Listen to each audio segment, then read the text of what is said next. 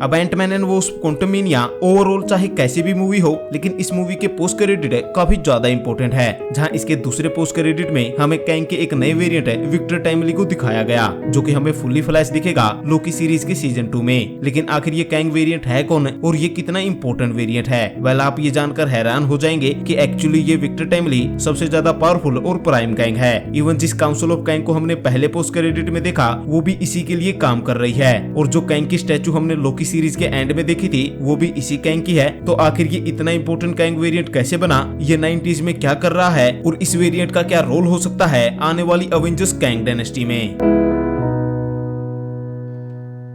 तो Victor timely को समझने से पहले हम इसकी थोड़ी कॉमिक बुक हिस्ट्री जान लेते हैं। दरअसल 31st सेंचुरी में नथानियल रिचर्ड टाइम ट्रैवल करके रामाटूट बनता है एंशिएंट इजिप्ट में, जिसके बाद ये रामाटूट फैंटास्टिक फोर से लड़ता है और वो इस फाइट में हार जाता है। जिसके बाद ये टाइम ट्रैवल करते हुए 41 सेंचुरी में पहुंच जाता है और वहां पर सब कुछ कॉन्कर करके कैंग द कॉन्करर बन जाता है। अब साइड बाय साइड कैंग की कहानी कॉम्प्लिकेटेड भी होती है, क्योंकि इनमोर्टस, आयरन लैड, स्कारलेट सेंचुरियन है और रामाटूट जैसे वेरिएंट है टाइम में पहले से एग्जिस्ट कर रहे हैं। साथ ही ये कैंग जो 41 सेंचुरी में है और ये प्राइम कैंग है, तो ये अपने टाइम में यानी फ्यूचर में सब कुछ कॉन्कर करके बोर हो जाता है, इसलिए 616 यूनिवर्स पर प्रेजेंट टाइम में आता है और अवेंजर्स से तकड़ी पिटाई खाता है। अब अवेंजर्स से हारने के बाद ये 1901 में चला जाता है और अपनी आइडेंटिटी कैंग से चेंज करके विक्टर टाइमली रख लेता है। अब आप यहाँ ध्यान दें कि एक्चुअली कैंग विक्टर टाइमली बनने से पहले 41 सेंचुरी में सब कुछ कॉन्कर कर चुका है और वो प्राइम कैंग बन चुका है, यानी यही ओरिजिनल कैंग है, ये कोई वेरिएंट नहीं है आयरन लैड और रामाटूट की तरह। खैर, विक्टर टाइमली 1901 में अपनी एक सिटी बनाता है, टाउन ऑफ टाइमली। अब ये इसी की सिटी होती है, तो ऑब्वियसली ये वहाँ का मेयर बन जाता है और अपनी पब्लिक इमेज एक इन्वेंटर और इंडस्ट्रियलिस्ट की तरह बनाता है।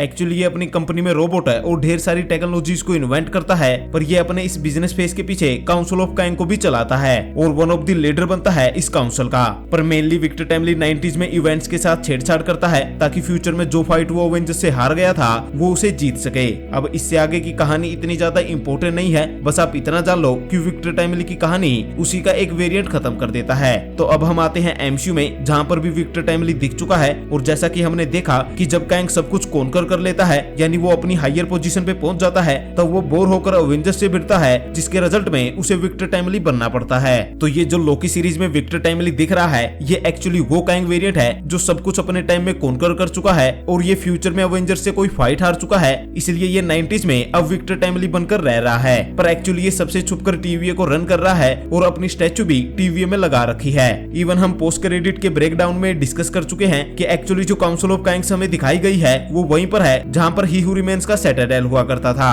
तो एक्चुअली यहाँ कहानी कुछ इस तरह से है कि प्राइम कैंग 90s में विक्टर टाइमली बनकर रह रहा है, पर साइड बाय साइड वो कैंग द कॉन्करर बनके टीवीए को भी चला रहा है। साथ ही अपने ही वेरिएंट्स को मिलाकर काउंसिल ऑफ कैंग्स को भी बना रखा है, जो अब एक कैंग वेरिएंट के मरने के बाद इकट्ठा हो रहे हैं। और अब लोकी सीरीज में यही बताया जाएगा कि कैसे ये कैंग वेरिएंट विक्टर टाइमली बना, कैसे इसने काउंसिल ऑफ कैंग को बनाया और कैसे इसने ही हू रिमेन्स की जगह ली। साथ ही सबसे इंपॉर्टेंट है कि ये विक्टर टाइमली कुछ प्लान कर रहा है अवेंजर्स के अगेंस्ट, उसके भी हिंट हमें शायद इस लोकी सीरीज में पता चले, पर उसके बारे में डिटेल में बताया जाएगा आने वाली अवेंजर्स कैंग डायनेस्टी मूवी में। हालांकि हमें ये पता है कि कैंग डायनेस्टी के बाद सीक्रेट वॉर्स की मूवी आ रही है, जिसके इवेंट्स ही शुरू होते हैं सारे मल्टीवर्स के खत्म होने के बाद, यानी जैसा हमने पोस्ट क्रेडिट में देखा कि 3 कैंग वेरिएंट है मल्टीवर्स को प्रोटेक्ट कर रहे हैं, तो वो फेल हो जाएंगे मल्टीवर्स को बचाने में, क्योंकि या तो कोई कैंग वेरिएंट या फिर कोई और है कुछ ऐसा करेगा जिससे इनकर्जन कंप्लीटली स्टार्ट हो जाएगा और सारे यूनिवर्सेस और मल्टीवर्स कोलैप्स हो जाएगा, जिसकी वजह से ऑलमोस्ट सारे कैंग वेरिएंट भी इरेज हो जाएंगे, पर ही हू रिमेन्स की तरह कोई एक वेरिएंट जरूर बचेगा,